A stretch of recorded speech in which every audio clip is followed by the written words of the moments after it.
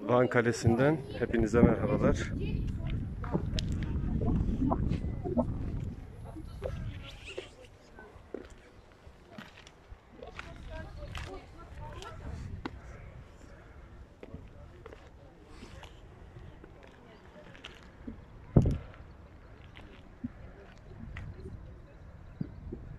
Kale milattan önce 800'lerde Urartu Kralı Sarduri tarafından inşa ediliyor. Tabii kalenin en büyük özelliği savunma amaçlı değil. Bu gördüğünüz bütün bir alanı kontrol etme amaçlıdır. Urartular için, daha doğrusu Kürtlere Urartu milletinden de deniliyordu. Bundan bahseden seyyah ve tarihçiler var. Şu gördüğünüz alan eski tarihi şehirdir. Tabii tarihi şehirden günümüze birkaç kalıntı dışında bir şey kalmamış. Ön tarafta yeni restore edilen, daha doğrusu yapılan camiler var. 1915 yılında Van Paşası'nın emriyle top atışlarıyla tarihi şehir 2 gün boyunca dövülüyor. Top atışlarının sonucunda tarihi şehir günümüze kadar maalesef ulaşmıyor. Kale ile ilgili bilgiler veren 1873 tarihinde Grey'dir. Grey seyyahtır. Van'ı ziyaret edince kontrolün Kürt Zidi Bey'de olduğunu söyler. Zidi Bey'in birçok çocuğunun olduğu, kalede gümüş altın paralar bastığını, kendisine has ordusunun olduğu, kalenin konum açısından, strateji açısından çok iyi bir yerde olduğundan uzunca söz eder. Tabii kale günümüze ulaşana kadar birçok savaş gördü.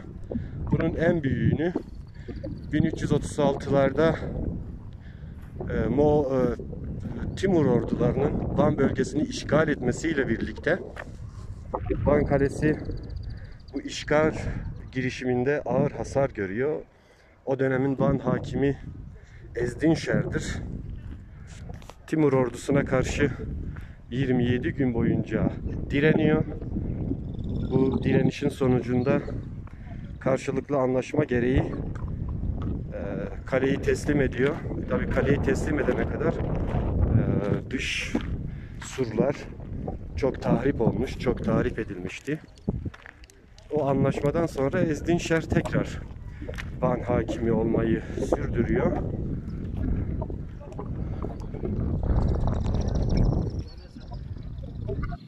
Yani kale dik bir kayalık üzerine inşa edilmiş.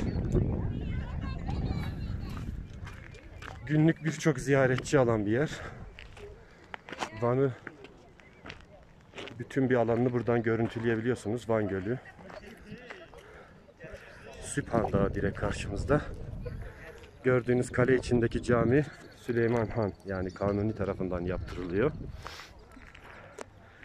Kaleye ait birçok gravür var. Bahsettiğim gibi seyyahlar ziyaret ederken seyyahlarla birlikte ressamlar da olmuş. Ya da seyyahın anlatımıyla ressamların çizimleri var. Bunlardan en iyi olan gravür Lawrence'ın, Fransız ressamın çizdiği Van Kalesi resmidir.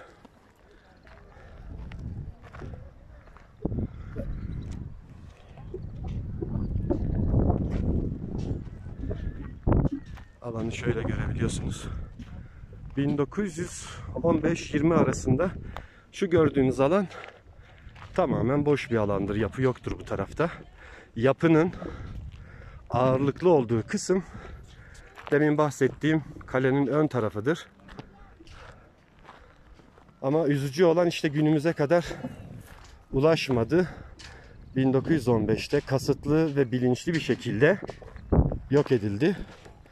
Hemen yanılmıyorsam şu girişte bir de Amerikan Hastanesi vardı ki biz onun fotoğraflarını yayınlamıştık. Amerikan Hastanesi de top atışlarından zarar görüyor. Zarar gördükten sonra ikinci defa yakılıp tamamen yok ediliyor. Şu gördüğünüz orta alanın bizde birçok fotoğrafı var. Bu yapıların işte bugünkü durumunu fotoğraflardan net bir şekilde anlayabiliyoruz.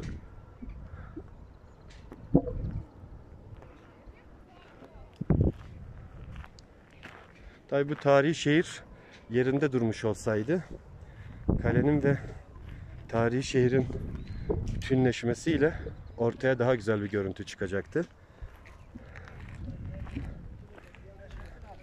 Bu kalenin üst tarafıdır. Burada tabii yer altında kalan bölümler de var. Şöyle burada bir giriş var.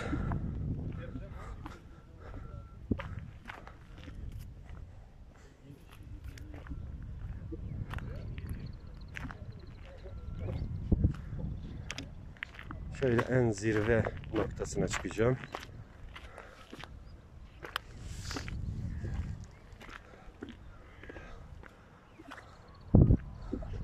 Şu an en zirvedeyim. Gerçekten muhteşem bir alan. Yani imkanınız varsa Van tarafına gidebiliyorsanız kaleyi mutlaka ziyaret edin. Surlar ta aşağı kısma kadar devam ediyor.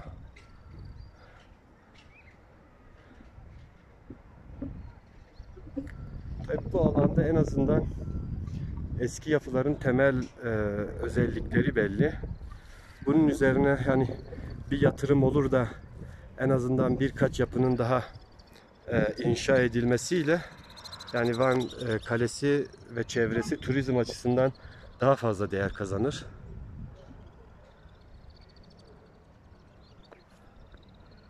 Erek Dağı karşımızda.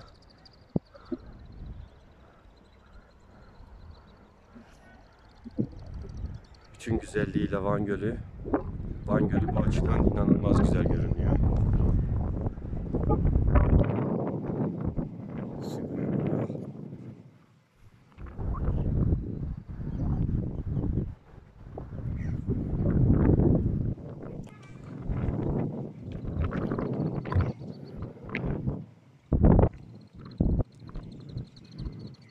Hemen alt tarafta yeni bir müze yapıldı. Müzede Urartulara ve bölgeye ait eserler sergileniyor. Müzeyi ayrıca ziyaret edeceğiz. Hemen size şöyle göstereyim.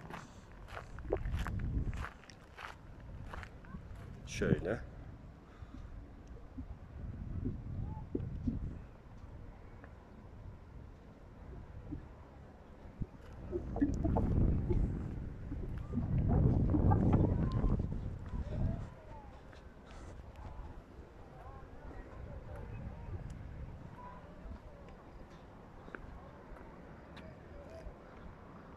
Şöyle gördüğünüz gibi.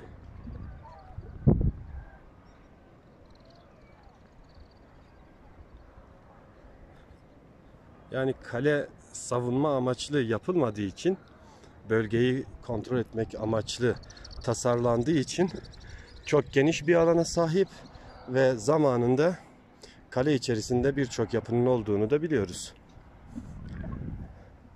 Yani kale içinde hem kaleye hükmedenlerin hem de çeşitli insanların sınıflarına göre yaşadığını da biliyoruz. Şuradan ne kadar bir yükseklikte olduğumuzu görebilirsiniz. Hemen aşağıda yürüyen biri var.